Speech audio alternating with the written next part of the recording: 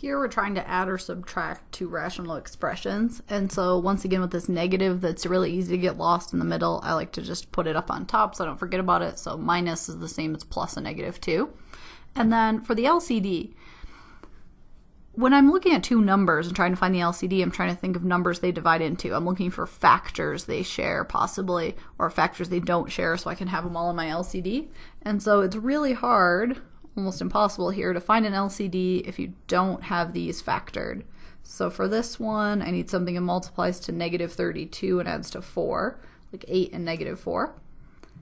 And for this one, multiplies to 16 and adds to 10, like 8 and 2. So now when I'm trying to come up with my LCD, I can say, okay, well I need something that all these factors go into. So notice my LCD is going to have all my factors present. So it's got to have an x plus 8, which takes care of that and that. It's got to have an x minus 4, and it has to have an x plus 2.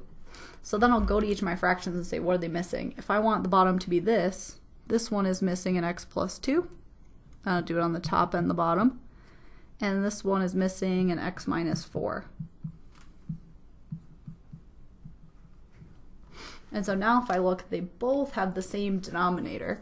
And so I can add the top of them and they'll both be over this big 3-factor denominator.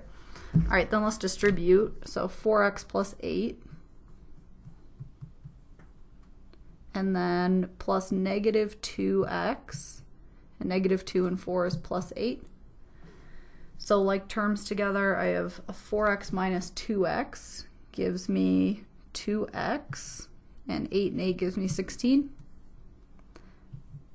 And it's all over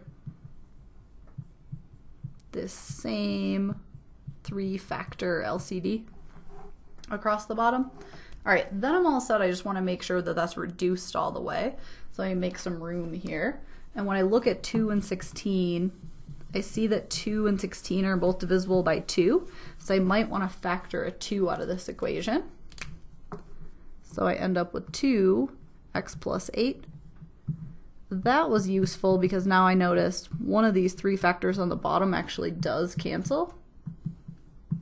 The x plus 8 and the x plus 8. And so my whole answer I'm just left with is 2 over x minus 4 x plus 2.